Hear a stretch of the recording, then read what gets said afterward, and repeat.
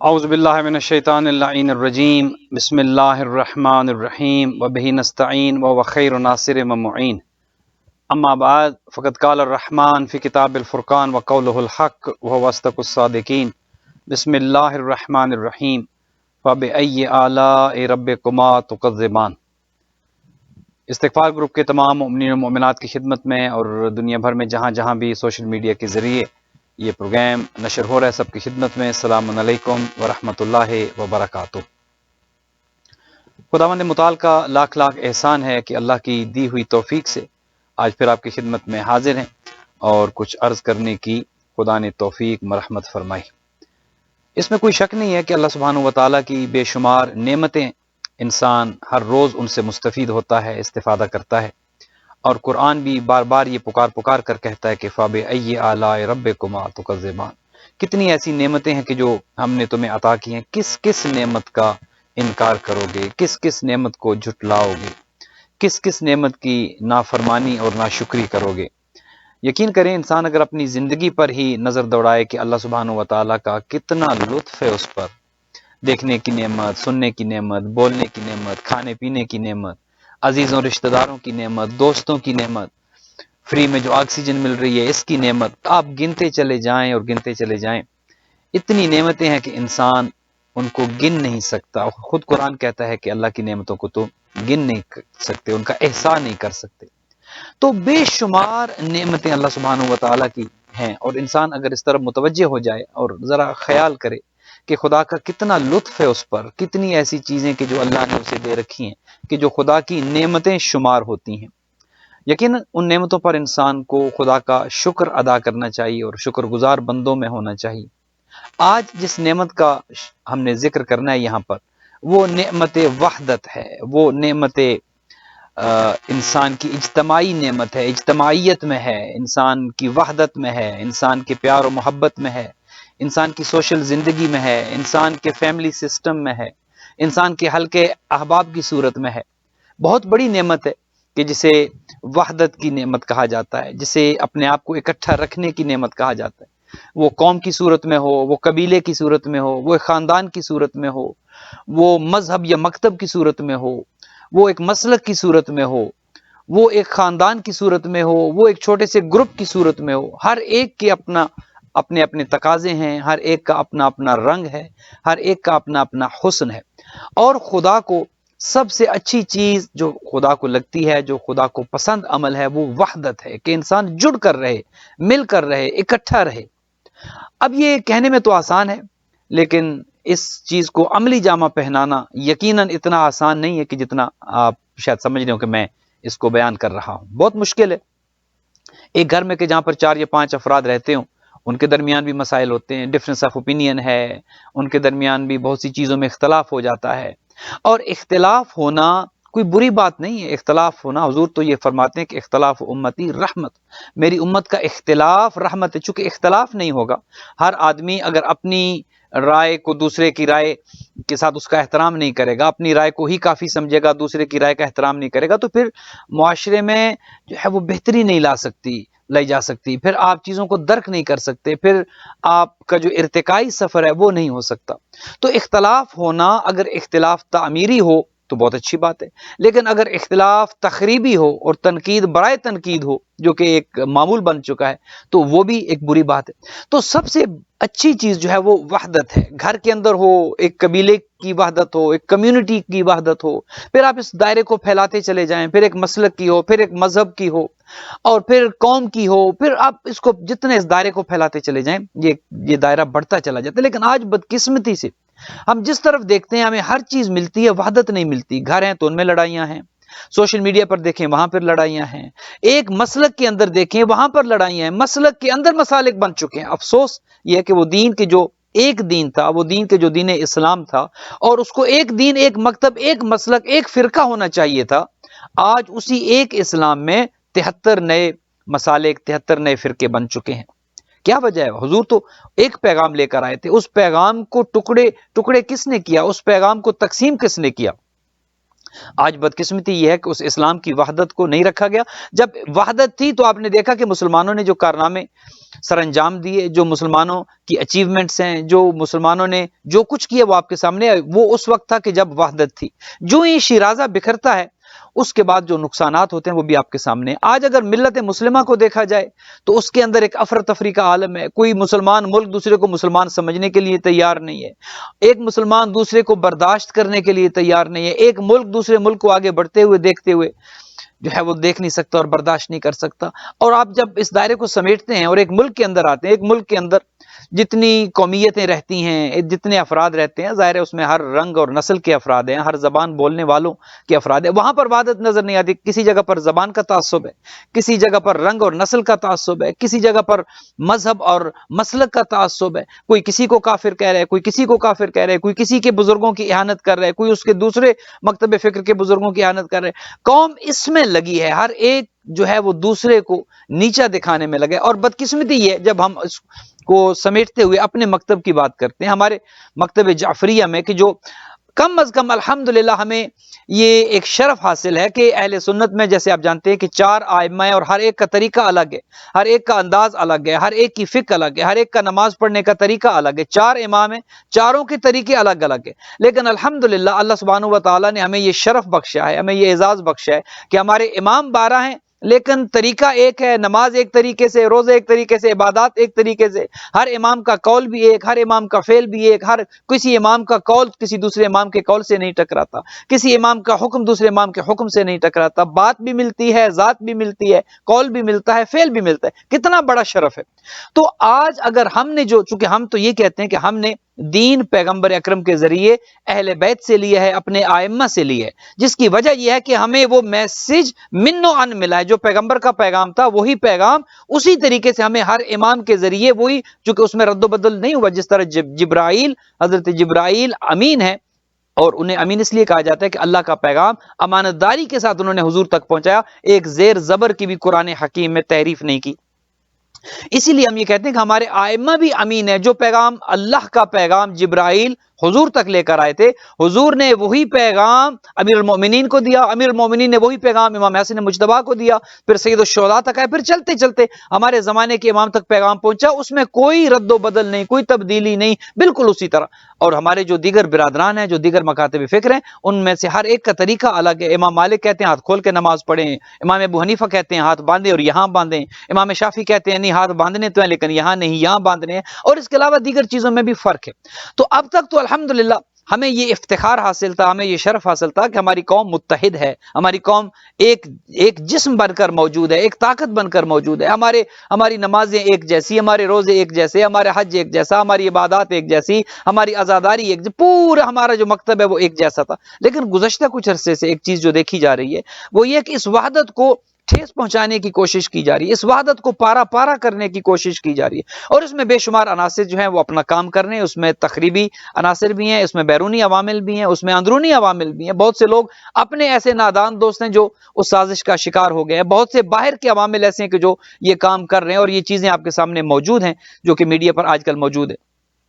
تو ایک جو گزشتہ کچھ عرصے سے ایک سلسلہ چل رہا ہے، شیعہ کے خلاف برسر پیکار ہے، عقائد کی جنگ ہے، نظریات کی جنگ ہے، بھائی بھائی کا دشمن ہو چکا ہے، ایک مسجد میں نماز پڑھنے والوں نے علیحدہ مسجدیں بنا لی ہیں، ایک سینٹر میں جانے والوں نے علیحدہ ادارے بنا لیے ہیں، ایک جگہ کھڑے ہو کر ماتم کرنے والوں نے علیحدہ علیحدہ حلقے بنا لی۔ کیا وجہ ہے اس کے پیچھے؟ کیا یہ خدا کی اس نعمت کا شکر ہم ادا کر رہے ہیں کہ جو وحدت کی نعمت تھی، یا ہم اپنی نافرمانی کی وجہ سے ناشکری کر رہے ہیں اور خدا کے عذاب کا مستحق اپنے آپ کو قرار دے رہے ہیں؟ یہ اب دیکھیے، اب پاکستان میں آج ابھی کچھ خبریں چل رہی ہیں کہ 6 جولائی کو وہاں پر ایک نیا کوئی کنونشن ہو رہا ہے کہ جو شاید ہر سال ہوتا ہے، وہ اپنا ایک عقیدہ انٹروڈیوس کروا رہے ہیں، کوئی جو ہے دوسرا اپنے عقیدے کو اور اپنے نظریے کو انٹروڈیوس کروا رہا ہے۔ تو شیعہ کے خلاف برسرے پیکار ہے۔ اس کی وجہ جو میں یہ سمجھتا ہوں وہ یہ کہ ہمارے اندر سے شاید برداشت ختم ہو گئی ہے۔ اگر ہمارے سامنے اور ایک فارمولہ آپ کی خدمت میں عرض کرتا ہوں، اور وہ یہ ہے کہ ہمارے سامنے کربلا ایک بہترین نمونہ عمل ہے ہر حوالے سے۔ آج دیکھیے سوشل میڈیا جنگوں سے بھرا ہے، یہ واٹس ایپ گروپس جتنے بنے ہیں، کوئی گروپ مجھے ایسا نظر نہیں آتا کہ اب تو دنیا جہان میں جہاں جہاں گروپ بنتا ہے وہ نام ڈال دیتے ہیں، پتہ نہیں کہاں سے نمبر لیتے ہیں، وہ ڈال دے۔ ہر گروپ میں کہیں نہ کہیں ضرور لڑائی ہو رہی ہے، ہر ایک دوسرے کو گالیاں نکال رہا ہے، ہر ایک شیعہ دوسرے کو کسی کو کوئی منافق کہہ رہا ہے، کوئی اس کو غیر شیعہ کہہ رہا ہے، کوئی اس کو مکثر کہہ رہا ہے، اپنے گروپس کے اندر لڑائیاں ہو رہی رہی ہیں، گھروں کے اندر لڑائیاں ہو رہی ہیں، اپنی چھوٹی چھوٹی کمیونٹیز میں لڑائیاں ہو رہی ہیں، اس کی وجہ یہ ہے کہ ہم نے کربلا کا ہم نے نام تو بہت لیا ہے، لیکن کربلا سے ہم نے افسوس کے ساتھ جتنا سیکھنا چاہیے تھا اتنا ہم نے سیکھا نہیں ہے۔ کربلا نے جہاں بے شمار ہمیں دروس دیے ہیں، کربلا کے بے شمار پیغامات ہیں جہاں پر، وہاں سب سے بڑا پیغام کربلا کا وحدت ہے، ایک دوسرے کو برداشت کرنا ہے، ایک دوسرے کی رائے کا اہتمام کرنا ہے، ہر ایک کو ایک جو ہے وہ تسبیح کے دانوں میں کہ جس طرح ایک دھاگے میں تسبیح کے دانے پروئے جاتے ہیں ان کو اکٹھا رکھنا۔ کربلا میں دیکھیے ہر رنگ کا بندہ موجود تھا، ہر نسل کا بندہ موجود تھا، ہر زبان بولنے والا بندہ موجود تھا، ہر علاقے کا بندہ موجود تھا، ہر ایک کے اپنے اپنے جو خیالات تھے، ہر ایک کی اپنی اپنی سوچ تھی، لیکن سید الشہداء نے ایک مقصد کی خاطر، ایک گول کی خاطر، ایک نظریے کی خاطر سب کو ایک چھتری کے نیچے اکٹھا کر لیا، سید الشہداء کے امبریلا کے نیچے سب، اور اپنے اختلافات کو بھلا دیے۔ مثلا میں آپ کی خدمت میں عرض کرتا ہوں، کربلا کے شہیدوں میں ایک شہید ہے حضرت وہب کلبی، کہ جو مسلمان نہیں تھے، کربلا میں آنے سے پہلے وہ عیسائی مذہب پر تھے، ان کا عقیدہ الگ ہے، وہ تثلیث کے قائل تھے، ان کا نظریہ الگ، ان کا عقیدہ الگ، ان کے اعمال الگ، ان کا دین الگ، ہر چیز الگ تھی، لیکن ایک پوائنٹ پر وحدت پہ جب آئے، جب نواسے پیغمبر کی چھتری کے نیچے آئے، اپنے اختلافات کو بلا دیا، وہ کیا کرتے تھے، ان کا نظریہ کیا تھا، ان کی محبتیں کن کے ساتھ تھیں، ان کی ہمدردیاں کن کے ساتھ تھیں، ان کے رہبر کون تھے، سب کچھ بھلا کر ایک چھتری کے نیچے وہب کلبی آئے، اور پھر شہدائے کربلا میں ان کا شمار کیا گیا۔ زہیر کین کون تھے؟ زہیر ابن کین، زہیر کین جو تھے یہ اہل بیت کے چاہنے والے نہیں تھے، یہ بنیادی طور پر دشمنان اہل بیت میں ان کا شمار ہوتا تھا، اور ان کو عثمانی کہا جاتا تھا، اور یہی وجہ ہے کہ جب حج کر کے یہ اکٹھے نکلے ہیں تو زہیر جو ہے وہ اپنا خیمہ سید الشہداء کے خیمے سے دور لگواتے تھے، وہ اپنے کمیونٹی کے لیڈر تھے، اپنے قبیلے کے بہت بڑے سردار تھے، وہ اپنا خیمہ دور لگواتے تھے کہ کہیں آپس میں گفتگو نہ ہو جائے اور خدا نہ خواستہ جو ہے وہ کچھ گستاخی نہ ہو۔ سید الشہداء کا مقام تو سمجھتے تھے، دور خیمہ لگواتے تھے۔ ایک مقام پر جب سید الشہداء نے پیغام بھیجا کہ زہیر آؤ، نواسے رسول تمہیں ملنا چاہتے ہیں، پہلے تو لے تو لال سے کام لیا، ملنا نہیں چاہتے تھے، بالآخر آئے اور تبدیل ہو گئے۔ ایک لمحہ پہلے تک عثمانی ہیں، دشمنان میں شمار ہے، لیکن جب تبدیل ہوئے، اس وحدت کی چھتری کے نیچے جب آ گئے، جب اس ایک چھت کے نیچے آ گئے، اختلافات بھلا دیے، اپنے اپنے نظریات کو بھلا کر ایک نظریے پر، اور وہ نظریہ لا الہ الا اللہ محمد رسول اللہ علی ولی اللہ کا نظریہ تھا، اس پر اکٹھے ہو گئے۔ اور پھر کربلا کے 72 میں رنگ میں آپ دیکھیے کتنے ایسے تھے جو گورے رنگ کے تھے شہدائے کربلا میں، کتنے ایسے تھے کہ جو گورے رنگ کے نہیں تھے۔ حضرت جون تو آپ کو پتہ ہے حبشی تھے، سیاہ رنگ ان کا تھا، ان کے خون کے بارے میں خود ان کا ہے کہ شاید میرا خون جو ہے وہ شہدائے کربلا کے خون میں شامل ہونے کے قابل نہیں ہے، اس طرح کے الفاظ ہمیں تاریخ میں ملتے ہیں۔ تو اس ہر رنگ کا بندہ موجود، ہر زبان بولنے والا موجود، ہر علاقے، ہر نظریے، لیکن نواسے پیغمبر نے سب کو ایک نقطے پر اکٹھا کیا، اپنے اپنے اختلافات بھلوا کر،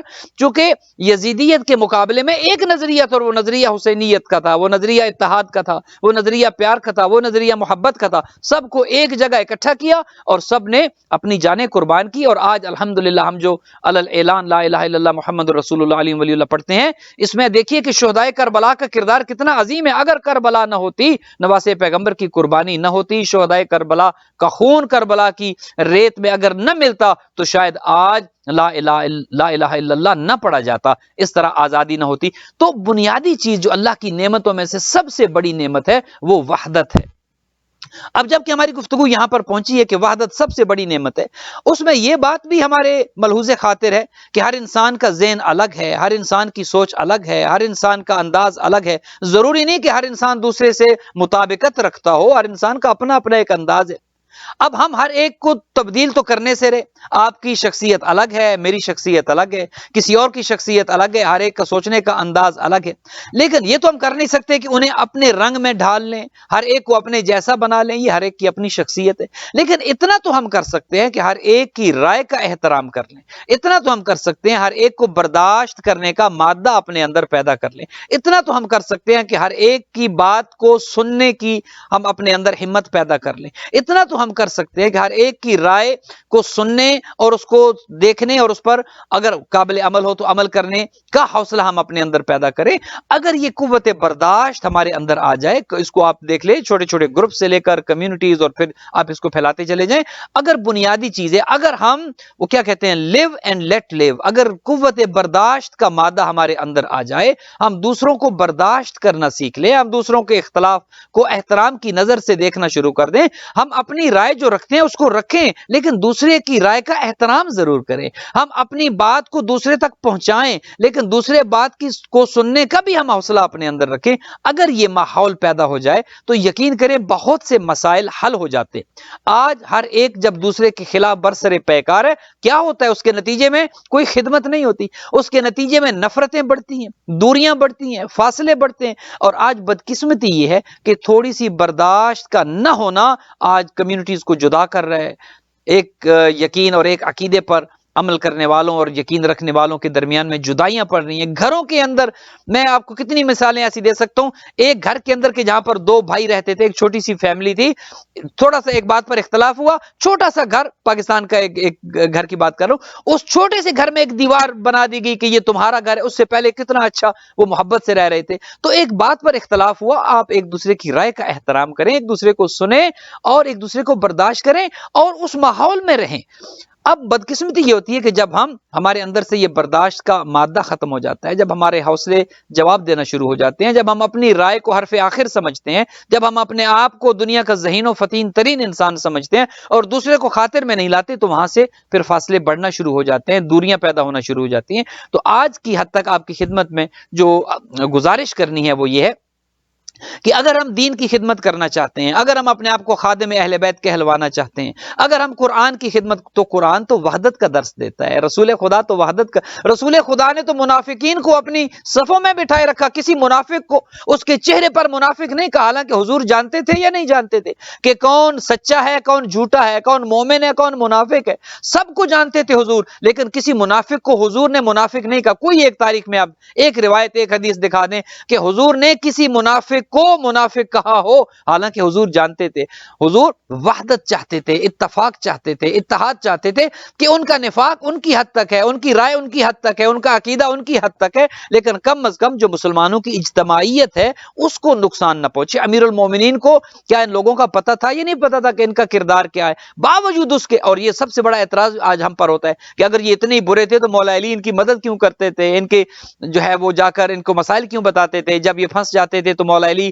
ان کے سوالوں کے جواب کس طرح دیتے تھے؟ تو مولا علی اجتماعیت چاہتے تھے، یہی وجہ تھی۔ مولا علی نے تلوار کیوں نہیں اٹھائی؟ تلوار مولا علی نے اس لیے نہیں اٹھائی چونکہ مولا علی وحدت چاہتے تھے، اجتماعیت چاہتے تھے۔ جو علی ابن ابی طالب اجتماعیت کے لیے، وحدت کے لیے، اتفاق و اتحاد کے لیے اپنا حق دوسرے کو دے دے اور تلوار نہ اٹھائے، میدان عمل میں نہ آئے، تو اس کا مطلب یہ کہ وحدت، اتفاق، اتحاد اتنی بڑی نعمت ہے کہ مولا علی اپنے حق سے دستبردار ہو رہے ہیں، اپنے گلے میں رسی کے ڈالے جانے کو قبول کر رہے ہیں، اپنے دروازے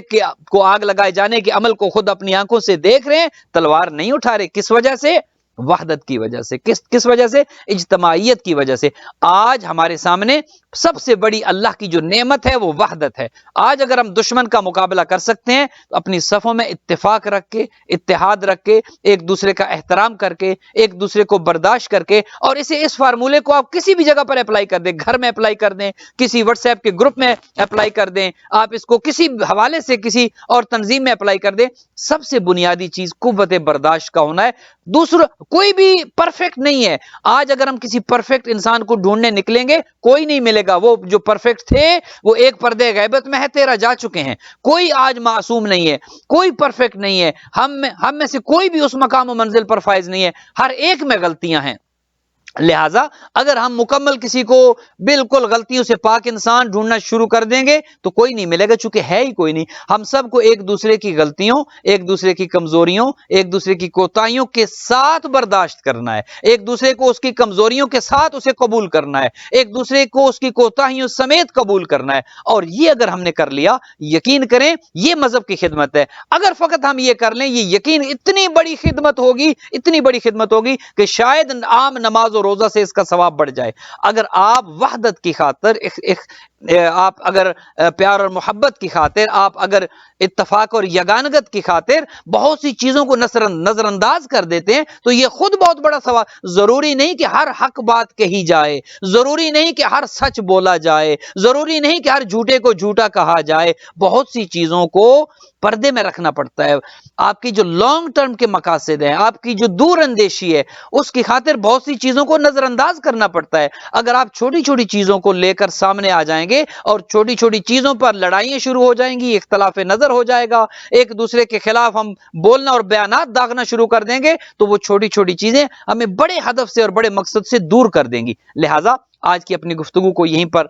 اختتام تک لے کے جاتے ہوئے آخری جملہ جو آپ کی خدمت میں یہ عرض کرنا ہے کہ آج اگر ہم اپنی صفوں میں اتفاق رکھ سکیں، اب ایک کلپ آج کل چل رہا ہے، شاید آپ نے دیکھا ہو کہ پاکستان میں کسی ایک چھوٹے سے قصبے میں چھوٹی سی کسی بات پر اختلاف ہوا تو دو پیش نماز کے جن کا آپس میں اختلاف ہوا وہ دونوں آگے کھڑے ہو گئے اور لوگوں کو جماعت کرا رہے ہیں۔ اب دیکھیے یہ بعض ایسی چیزیں ہیں کہ ہمیں دوسروں سے سبق سیکھنا چاہیے اور دوسروں کی غلطیوں سے سیکھتے ہوئے انسان اگر اپنی عقل مند ترین انسان کون ہے، ذہین ترین انسان کون ہے؟ جو دوسروں کی غلطیوں سے سبق سیکھے اور اپنی ذات میں بہتری لے کر آئے۔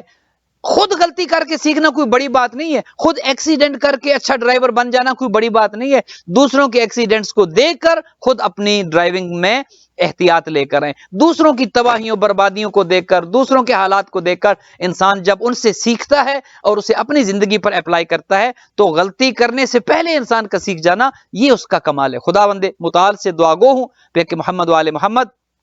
استغفار گروپ کے تمام بہن بھائیوں کو طول عمر عطا فرمائے، استغفار گروپ میں اتفاق، وحدت اور یگانگت کو رکھے۔ استغفار گروپ کے علاوہ ہماری ملت میں جتنے بھی دیگر واٹس ایپ گروپس ہیں، دیگر تنظیمیں ہیں، دیگر ادارے ہیں، دیگر انجمنیں ہیں، خدا سب کو اتفاق کی دولت سے مالا مال رکھے۔ خدا وحدت کی قوت اور وحدت کی نعمت کو ہمیں عطا فرمائے اور ہمیں اس سے مالا مال رکھے۔ ملت جعفریہ کو اتفاق و اتحاد عطا فرمائے، ملت مسلمہ کو اتفاق و اتحاد عطا فرمائے، اور اس اتفاق اور وحدت کے لیے ہمارے زمانے کے امام حضرت مہدی دوراں عجل اللہ تعالی فرج و شریف کے ظہور میں تعجیل فرمائے، ہمیں اور ہماری اولادوں کو امام کے اعوان و انصار میں قرار دے۔ آپ سب کا بہت بہت شکریہ۔ اللہم تقبل منا انک انت السمیع العلیم۔ والسلام علیکم ورحمۃ اللہ وبرکاتہ۔